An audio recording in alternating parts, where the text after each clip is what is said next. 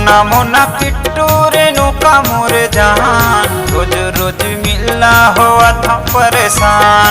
सोना मोना किट्टू रेनू का मोर जान, रोज रोज मिलना हुआ था परेशान। उठ हवा रसदार चुमन देना बार बार, उठ हवा रसदार चुमन देना बार बार।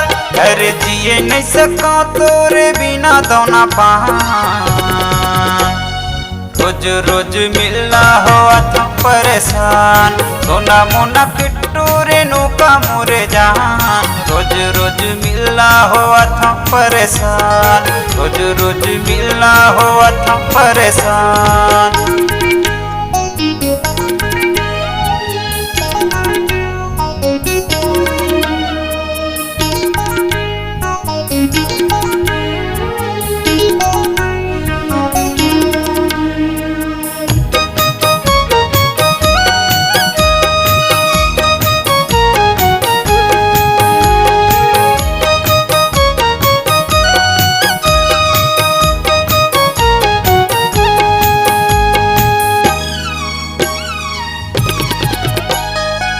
दूरी हमोला नहीं सहावे रहना मोरे पास माँ, रूह मोरे उतर गए पगली रही था छोरे एहसास माँ।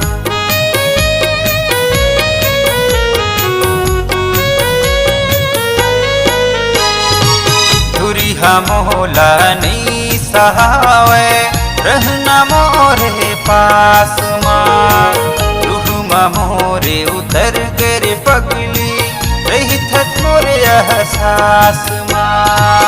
होठ रसदार चुमन देना बार बार, होठ रसदार चुमन देना बार बार। और काला काला दिल मोरे लेवा थे पारा, रोज रोज मिलना हुआ था परेशान। सोना मोना किट्टू रेनू का मोरे जान, रोज रोज मिलना हुआ था परेशान।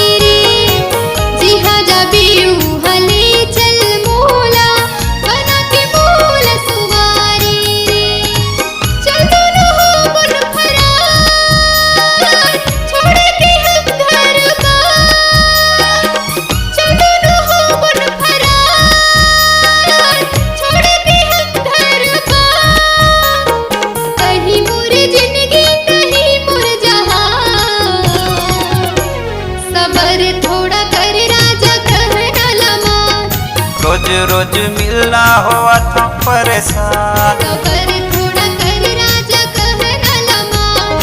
रोज रोज मिलना हुआ था परेशान, थोड़ा कर राजा कहना लमा। रोज रोज मिलना हुआ था परेशान।